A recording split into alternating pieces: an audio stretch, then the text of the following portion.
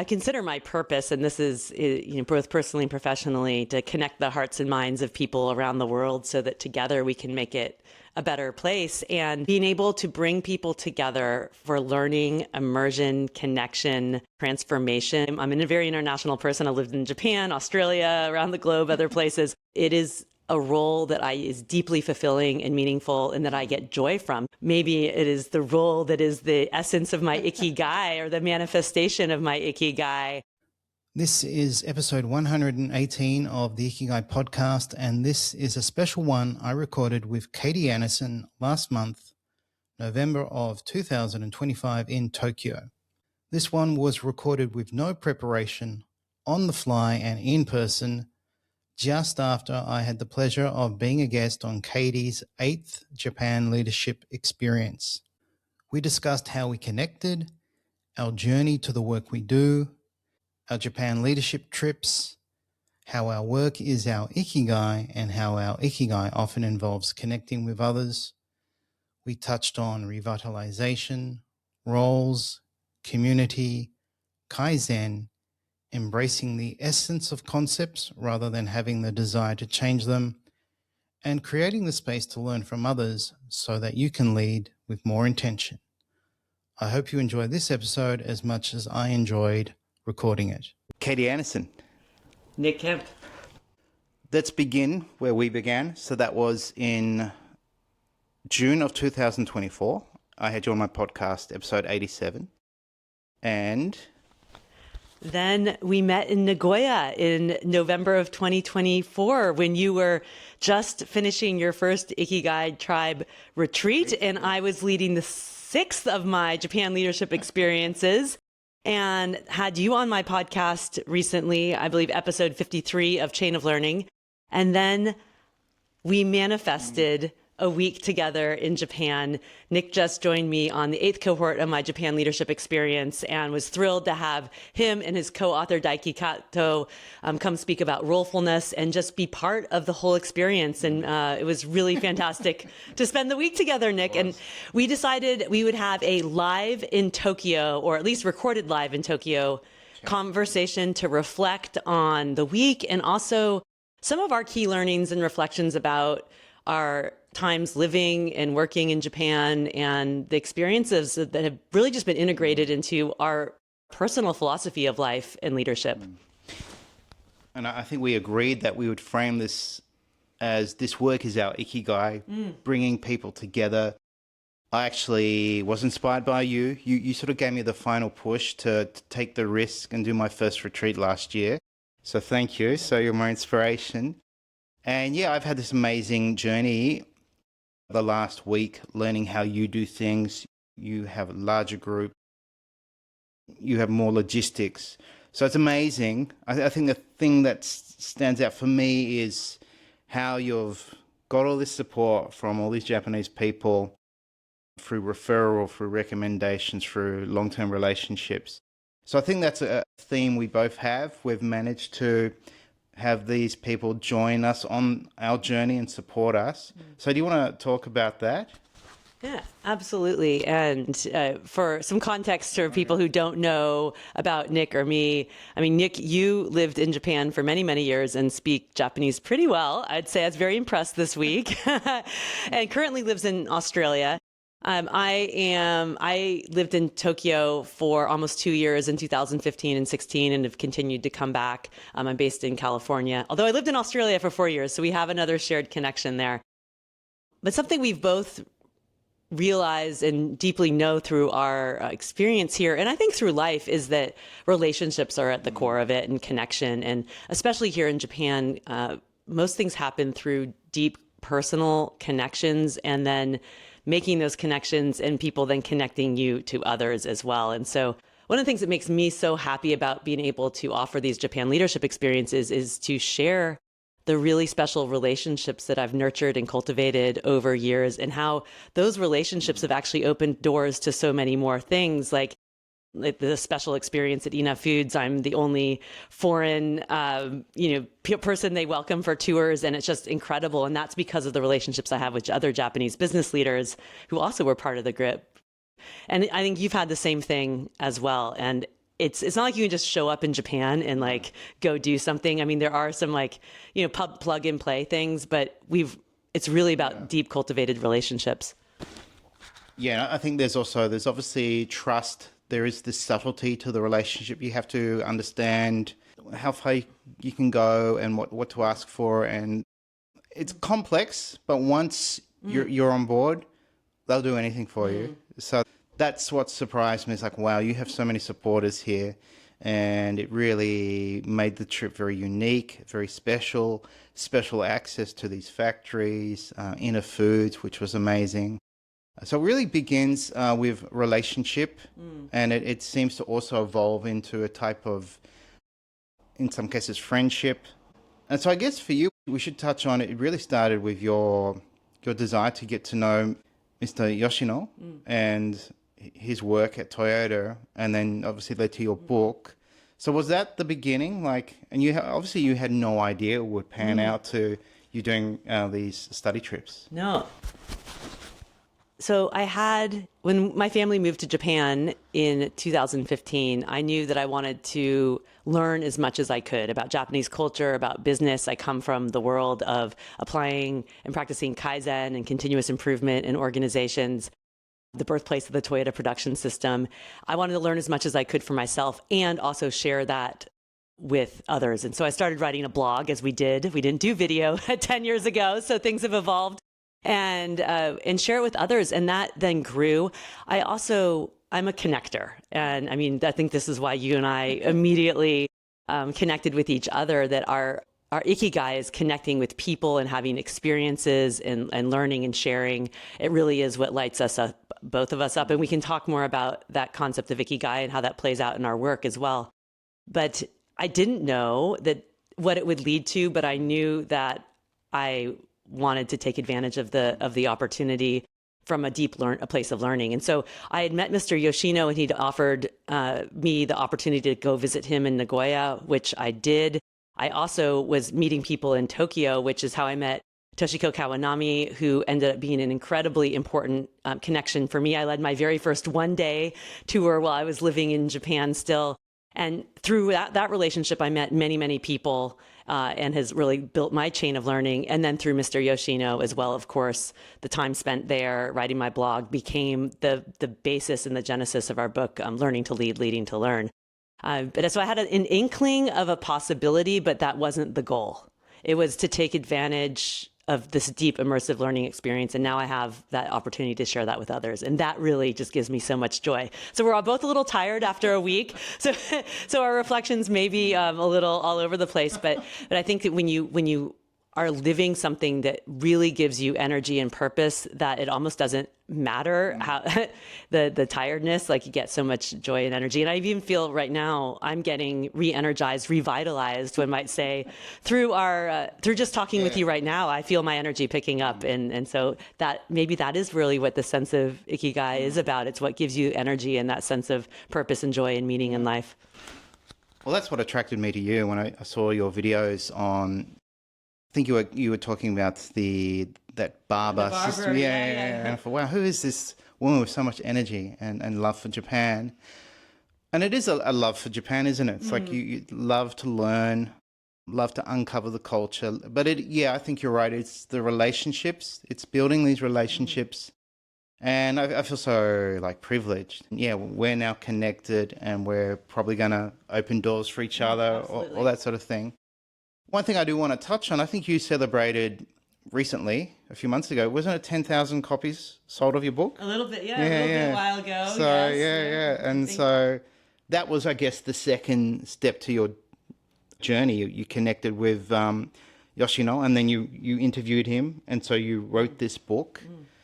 Yeah, what was that like? And I guess keeping it in this context of doing your study trips.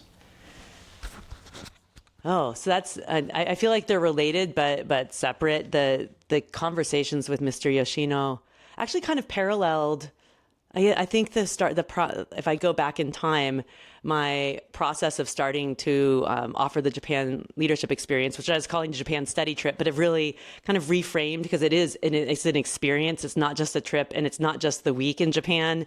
I mean, it's happened, all the pre-trip learning that happens and the post, the things that follow up. It's a broader experience. So I think a trip was sort of a misnomer, and it's not just studying, it's really leadership and so much more. Actually, I'm now even framing it, it's like going on, a journey to discover the essence of what it means to hold precious what it is to be human. I mean, that's really the underlying. So it's so much more than lean and continuous improvement. But anyway, I digress. When I returned to the United States at the end of 2016, Mr. Yoshino and I continued our conversations, and I have this deep love for Japan, and I wasn't ready for that experience to end, so I continued to come back and forth. And he and I were partnering all over the globe. We were going to the Netherlands a lot, actually, and the US, and giving lectures and workshops. And it was then where we thought, well, maybe we should codify some of this more concretely. Like his lessons from 40 years of Toyota and my experience and sort of being able to reframe and kind of synthesize those experiences and contextualize them for people happened concurrently with the opportunity to start pulling together and creating my Japan leadership experience. So I both led my first program in 2018 and started purposeful interviews with the intention of writing a book in 2018. So they sort of parallel process there. And then led another trip in 2019 and had two planned for 2020, which is the same year that I published the book. We all know what happened in 2020. So that really threw a spanner in the works on so many things. But we have to respond to how life happens. So I'm really happy. Like, I've been leading these programs every 6 months since Japan opened up again, and hope to continue for a while. It gives me so much joy. And I think the greatest value for me, in addition to like the enriched learning in Japan, is the community that's built. Yeah. And I mean, you experienced that this week too, just the purposeful coming together as a community, and that lasts for so much longer, of the cohort, of the international group that comes together. Yeah, it felt like a roaming ibasho. I love this word ibasho. Which what does ibasho mean for those people who haven't been listening to Nick for a while? Has several meanings. It's basically means it's a place where you can be yourself. It can be a physical place, or it can be a social niche, a context. And so I think in your case, in the past week, it has been this group of people who didn't really know each other, only through the pre-trip calls, and some from the same company. But yeah, we come together and we're sharing this journey of learning, getting to know each other, sharing meals together. But I think you built trust and community really quickly, like on the first day. And yeah, it's the inhuman experience that makes ibasho meaningful. So opportunity to be yourself, to connect with others, and also have this perspective of the future's looking bright, which I think all of your participants now have. They have work to do, takeaways to put into action, learning they'll apply. And it's not just about the work stuff. It's also some personal development, and they also discover Japan. Yeah. So it's a great ibasho to experience in Japan. And I was really grateful I could contribute and bring Daiki along. And I guess that's part of the ibasho experience, what you learn.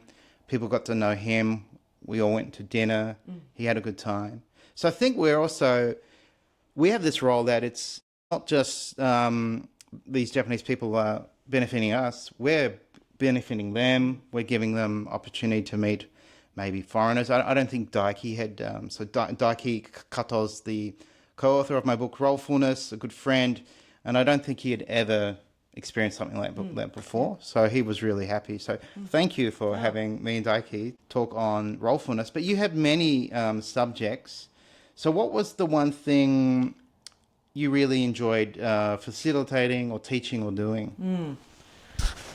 That's a hard question to answer because the whole experience. But I wanted to build on what you were just saying before, Nick, and the word revitalize. And that's something I talk about in the beginning, about how this word revitalize is used often in Japan. And I've never heard it elsewhere in terms of why companies focus on kaizen and continuous improvement and engaging people in empowered problem solving at all levels, and to really make the work better. And it's about revitalizing industry, it's about revitalizing the company, and it's about revitalizing human spirit. And so I really feel like there's a sense of energeticness that comes from this experience, or people feel revitalized from a deeply personal place, and then revitalized from their leadership and work perspective as well. So I love that word revitalize. And yeah, so what is my favorite part? That's a really hard thing. 'Cause there's so many elements. Of course, it's about having at the very base level and having an incredible experience, which hands down it is like everyone always says it's an incredible experience. But really the transformation that happens in guiding people through an intentional, structured journey where you think you're coming for a certain reason, which is to learn about maybe business and how to create a culture of operational excellence and improvement, which you absolutely do. But it's the deeper uncovering truly of holding precious what it means to be human and what that means for yourself, and really connecting with purpose and meaning and meaningfulness. And then how do you translate that in your various roles? And like we talked about, like rolefulness, and whether or not it's your personal roles in life, your professional roles, and so much more. I think there's so much happens behind the scenes about how do you structure an experience with intention so that people go on a journey and build upon it step by step. And so I think that sort of secret sauce, or the behind the scenes, is actually something that I really enjoy, because it's the putting together of the experience and then letting it unfold and facilitating that. And of course, having a great time at the same time too, because what people feel they can be themselves when they feel community and they have a space that's being held for them. Yeah. Yeah, it is hard to label one thing as the best experience. But I was pretty amazed at how well run it was, and a lot of logistics. I mean, you're spending a lot of money on, bus drivers, commercial bus, and good hotels, hotels, food. Obviously, there would be speaker fees. So you've put a lot of love, thought, and it takes a lot of work. And I think you're right, behind the scenes. I think the planning and the visualization and the kind of hope you have for what will unfold is quite exciting. So that's what I experienced with my first retreat, like planning it, and we'll do this and do that, and we'll have this speaker. So yeah, it's kind of amazing how you can create this. And I mean, on my presentation on rolefulness, I talked about you as, you've created this unique role. So we have like this general rolefulness, specific rolefulness, where you take a common role, but you match it to your values and behaviors. But we also have this idea of unique role, which you've created. And yeah, it sort of occurred to me, wow, you've had so much impact. You've done this 8 times. You've connected with so many Japanese. You've changed lives. You've inspired people. But it seems so natural to you that you should do this. So I really think you've found a role, or your role. So does it feel like that to you? Absolutely. I consider my purpose, and this is both personally and professionally, to connect the hearts and minds of people around the world so that together we can make it a better place. And I feel like this role, I feel like being able to bring people together for learning, immersion, connection, and transformation. And I travel because I'm a very international person. I lived in Japan, Australia, around the globe, other places. It really is. It is a role that is deeply fulfilling and meaningful, and that I get joy from. So maybe it is the role that is the essence of my Ikigai, or the manifestation of my Ikigai as well. Like that thing that gets me up in the morning, and that it gives me so much joy in meeting. And now I have had over 140 global leaders from, I don't know how many countries, at least 20 countries, so many different languages coming together in community for learning with me on this journey. I have more next year in 2026 coming. And the relationships I've built. And so like in December of 2025, I'm going to the UK for a personal trip, but also bringing together different people from several different cohorts, and they're going to connect. And it really is this global chain of learning. And it's not just like a phrase. It's like deeply meaningful.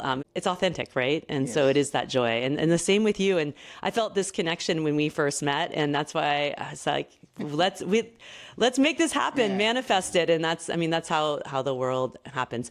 So let's dive into some of the like concepts too that you had some new learnings on this experience because you haven't had as much exposure to sort of the Japanese business side from a kaizen operations perspective, but also we have some shared essence of learning that we both want to bring to people, because it's like deeply this balance between Japanese approach and the West, and sort of the melding of the best of both. I think I had my biggest learning was when we went to one of the factories and they were talking about the number of kaizen they'd done for the year to date. And it was like 400, over 400. And I was shocked. I thought, okay, this is kaizen, and they might do it for the smallest thing. And then systems, there's so many systems. People know what to do. It's very clear. And I also got that distinction, the clearness on their role. Yes. There's no half-assed attitude. Japanese come to work. But I really love that idea that kaizen is not made by the management or the board or whatever. It's the people at the gemba. We heard this expression, go to the gemba all the time, yeah. So that too, I knew that expression and that term and that practice, but to see it. And so we saw it unfold several times with different factory leaders. Yeah, the senior leaders. Yeah. And it was clear they weren't just like coming down on the tour, right? Like the people knew them, right? Yeah. And they're wearing, they're not wearing a suit, they're wearing the company uniform. You could just mistake them for a regular worker. So that really gave me a perspective like, oh, wow, they do kaizen all the time and it never ends. And it comes from kind of like the creativity of each employee. They see a problem, this can be fixed. They write the appropriate form. They come up with their own solution. They test it and see if it works. That was really amazing to think, wow, I've finally seen how it occurs. And I think I shared that word, this idea of chanto, like doing things properly. It's not perfection. It's just do things properly all the time. And that really stood out too. So one thing that I found kind of amusing was the number of kaizen compared to the States. Oh, yeah. So do you want to touch on that? Well, I had a professor talk about, gave some historical context, and those of you in the States would know this inherently, that there was research studies from many years ago, but I imagine it's fairly the same, and it's just talked about how the Japanese have a greater focus on kaizen and continuous improvement, and I think the number was like, one per person, or in organizations where they were doing this. So, but we were talking about different motivations and how levels of anxiety and complacency. So I'm definitely going to be sharing more about some of this research that we learned. And so I thought that was really fascinating in terms of how different cultures have different, you want a sense of urgency. The urgency is sort of that sweet spot, right? And some cultures tend to have more of a sense of anxiety, which is maybe a more negative expression of urgency, where there's like fear and like sort of you're paralyzed. And then there's complacency on the other hand, which is where you're just sort of, everything's fine. I don't really need to contribute. And so Western cultures in US tend to have more of a sense of complacency, which explains why there are fewer kaizen. And Japanese cultures and some of the Eastern cultures tend to have a little bit more of a sense of anxiety. But the sweet spot is when management and leadership is able to bring both of those sides together to create a sense of urgency and contribution. And so I really want to emphasize it's not just, yes, there are more kaizen that happens, but it's not across all companies. There's, we saw some companies that are just getting started. It still requires intentional leadership and creating the systems and structures that encourage and enable people to contribute. But really that desire to contribute is really strong, and that desire to do things properly and really apply yourself is a trait that I do admire in the Japanese culture. Another key learning or observation was at some workplaces, a lot of their work was fun, although they had practices for fun, like the chore. Yeah. And that was at Tokyo Foods. Yeah. An inspirational morning or startup meeting that's not just about like reporting out on what needs to happen today, but like high energy and getting people inspired and ready to be working with energy and connected to purpose too. Like people have to say the thing that they want to be number one at, their dreams, and it's like inspirational, but you all leave feeling like, wow, I'm ready to do something more. And so, yeah, how do we connect with that heart and that that's like a way of revitalizing the spirit for the day. Every day, Yeah. So how do we bring more energy into what we do? Because even if you went into that chore experience thinking, oh, I don't want to do this. You can't. You have to, and then you do get that energy. Yeah. So it had a really positive impact, and like it made it exciting. I want to connect that too to one of the concepts that you and Daiki talked about in terms of rolefulness, and that one of the key things of being more roleful. So it's about being more connected to how are we actually realizing and having a good impact in each of the roles we play, is about greetings and how important a greeting is, and connecting with people and acknowledging them. And to do that with positive energy, actually then you're giving positive energy, but it then creates positive energy for someone else. And so how do we have more greetings? And that was actually one of the key takeaways for one of the leaders on my program, because her team works remotely, and she's like, wow, we don't have time for greetings. We just kind of get into the work. We're on these Zooms. And so she's like, I'm going to have a startup meeting that's really short, but I'm going to do something with energy. And she's like, I'm also going to send a greeting out to my team every day, even if it's in like a Teams or a Slack channel, send something acknowledging their work and like somehow making a human connection before just getting there. So that really has got me thinking about that. The ways that we connect as human beings is so important. The other thing I wanted to talk about too, Nick, is how serious and committed leaders are here about creating their cultures. And we heard from several different Japanese leaders too about like, wow, think cultures weren't so great. So it's not like all of Japan is like Toyota, and like some of them are getting started. So some are maybe doing this for 20 years, some for just a handful of years, some for decades. It all came from intentionality from the leaders and their commitment to really connecting with the heart and having a long-term view and putting people before profit. And there's a concept, sampo yoshi, and maybe you can explain that. It's the essence, I think, that really makes a lot of Japanese companies different. I feel like we've lost some of this in many of our Western companies. Now, there are a lot of great Western companies with fabulous leaders, but let's talk about what sampo yoshi is. Yeah, I have actually done a podcast on this, so it was familiar to me. So san meaning three, po meaning direction, and yoshi basically meaning good. So it's this idea of, it's merchants, I can't remember which area, but going back several hundred years, they had this belief that we should operate in a way that's obviously good for the customer, good for our business, and then good for the community.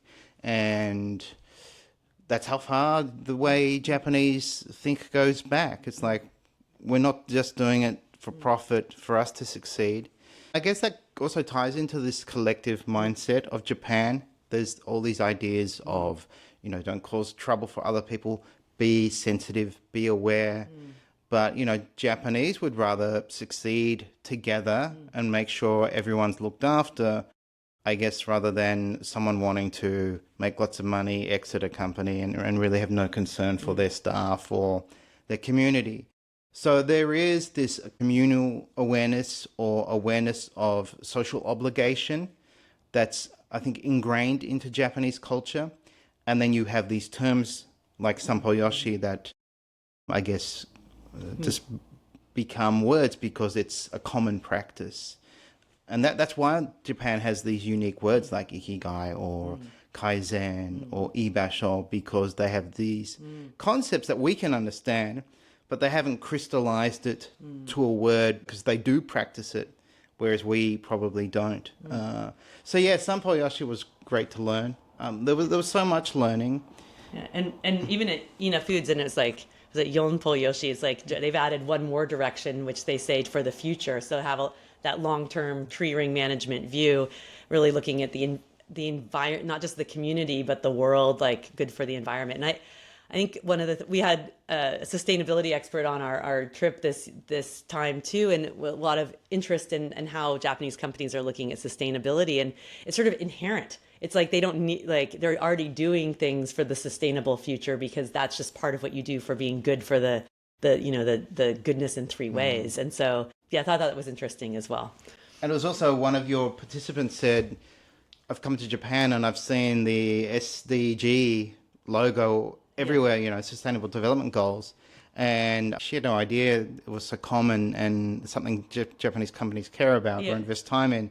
And it sounds like in both Australia and the States, it's not a big thing. Yeah, I hadn't. Yeah. I only know about the SDGs because of going to places like Europe and in Canada. Actually, they had those out, so it was very, very interesting to me. And how Japan has this concept of motainai, which is regret for waste. And so a lot of the companies, like even though they have some scrap maybe from their products, so like we saw some food manufacturers, they like say, well, all that scrap then goes to fertilizer, to other things. So we actually have zero waste. There's waste for the actual product, but it's not true waste because it's, it's, it's being used in other ways and it has value or it's being utilized.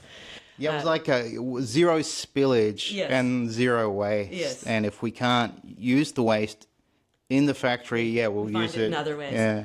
Oh, I want to keep talking so much more about this, but I want to highlight something too, that in the sort of lean and continuous improvement world, there's always a debate, is it 7 wastes or 8 wastes? And the chairman of a Toyota supplier got up and was talking about the 7 wastes. And he even said, I know that in the West, they talk about the 8th waste, which is usually the waste of human intellect or the human capability. He's like, that doesn't make sense at all. The 7 wastes are there to help bring light to employees, the different like waste of motion, the waste of inventory. The purpose is for them to then learn to see, so that 8th waste actually doesn't make sense as much. And so because the purpose is around the learning aspect. So anyway, I thought that was very interesting because we always have this different debates, and we, is it 3S or 5S? Well, we tend to overcomplicate things in the S. Let's get back to the essence and keep it simple.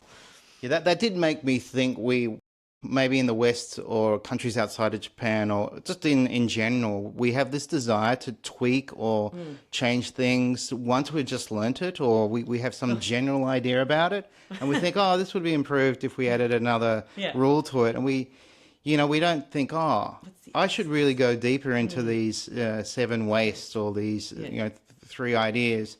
So that's something I've learned in Japan, is to go deeper rather than change it or, instantly reject it or think it's crazy or unusual.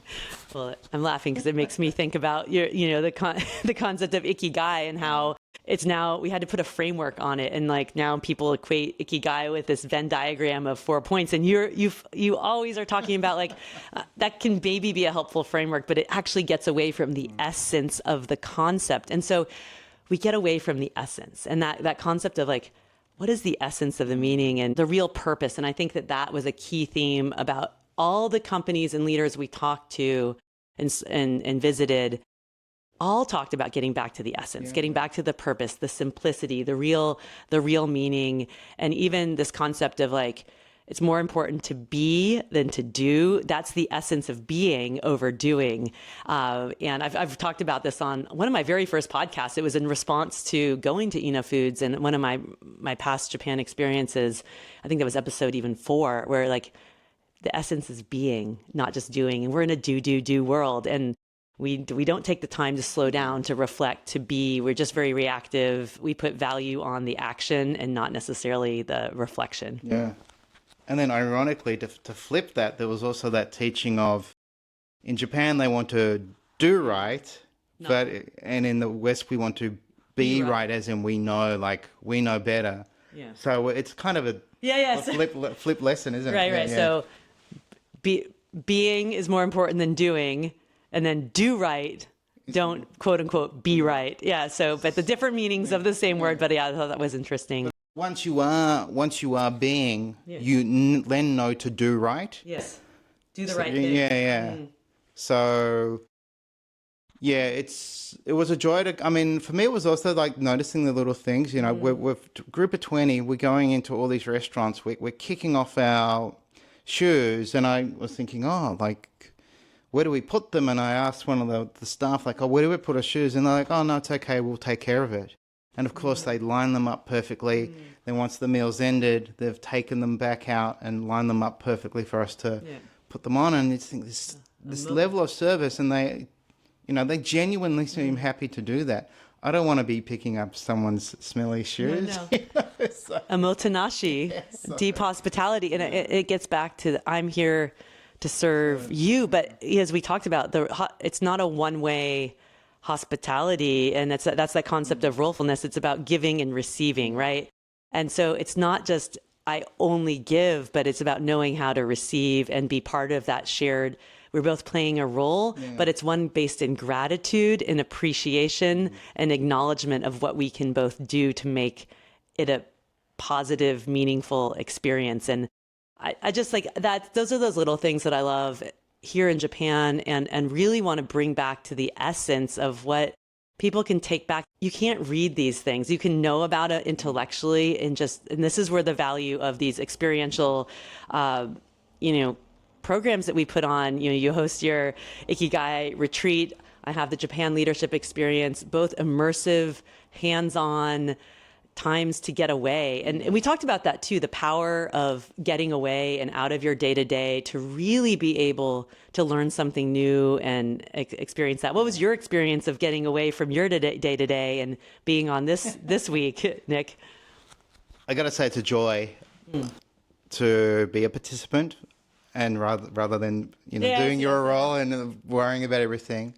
I mean, the whole experience, I was so touched when you offered me a spot, and I was like, wow, and you also gave me the opportunity to talk on rolefulness and be part of, kind of be a participant, but also support you as well, which, I love doing. So, I mean, once I knew I was coming, I thought I'm going to clear my calendar so I don't have to do any calls during the time I'm here.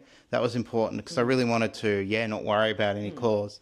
So, this space, Yutori, this idea of gap or space, it's actually another psychological concept that's evolved from a general idea of gap or space. It's similar to Ma. Ma's more philosophical, I'd say. Yutori's more kind of immediate and practical. So having this space where you can forget even like your familiar roles, like, I'm not being a husband or father, really. I can do a call and a message, but I've got this time to really be free of my, I wouldn't call them, burdens, but be free of my work. Be fully present in this experience. Yeah. So, and then that's where the magic happens, because I wasn't worried about this or that. I wasn't thinking I have to do this. And then, I also got to connect and have these really meaningful discussions with many of your participants. And I think leaders need this, because leaders tend to be extremely proactive, that they have something always going on in their mind. They're ambitious. And, if someone says, I need a break, I'm stressed, I'm sick, they'll go, okay, to their employees. But rarely, as a leader, do you take time off. You kind of have this tendency to push through. So I think you providing this opportunity to say for a week, you're going to put aside all these roles. You'll have a new role, essentially, as a student, participant, and then see what you've studied, or see a different way of doing things to what you're doing in your home country. Yeah, it must be, we know the impact it has. It's sort of life-changing, it's transformational. So yeah, I think it's essential is what I'd say, yeah. I know it's always try and explain why the words people use are transformational, life-changing, like powerful, inspirational, actionable. Like it really, I mean, I can say all that, but it's like already the WhatsApp channel is like, coming through with those words. And, I have a lot of individuals who come on the Japan Leadership Experience, and I have cohorts from the same company that have come. There's one company that sent 30 people over the last 6 groups. Another company who's investing in sending, and they've had several cohorts of 3 to 5 people on a few of the programs. And I've had some intact senior executive teams from a few healthcare organizations and another company come. And the power of them being able to have, so it's an incredible individual learning experience, but the power of coming together, at least as a cohort or a pair or a small group, is that you can have that shared learning experience and have that journey together so that when you go back and have that time away to really reflect. And so I'm excited for the next cohort. I have a few cohorts of some executive teams coming, and it's going to be really powerful. It always is. Every cohort has a different personality because of the individuals, and they're all fantastic and great. And going back, that gives me joy in Ikigai. So it's been great to have some reflections. We could probably talk for hours, and we have. And one of the things that I always am a little sad at the end of each program is I love spending the time in person with people.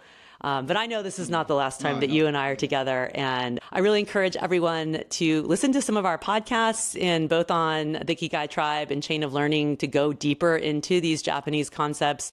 Reach out to Nick. He has a new book coming out next year of a year of Ikigai. And then, of course, he has Ikigai Kan and then rolefulness. And then, learning to lead, leading to learn. So, and they're very complementary books, talking from different perspectives about Japanese and Western concepts and how we can really take them into the Japanese concepts and how we can take them into our Western lives and apply the concepts to make our life and work better. So, and of course, our friendship is the most important. I know, it's great. And I've always say 1 + 1 equals much more than 2. And I really believe that. And that's the essence of the chain of learning. Like our links together are the strength and the connection. And that's how we grow. So thank you for being an important part of my chain of learning, and we can grow this together. So thank you everyone for listening to our live or our immediate reflections in November of 2025 here in Tokyo. And you can follow Nick and Ikigai Tribe. Yep. abjanderson.com and Chain of Learning. And motainai. Motainai, and just thank you. You're my inspiration. And I could go on, but I was really touched that you invited me. So it was a great good week. to be a friend. Yes, and good times ahead. Thanks everyone. Thanks. Bye.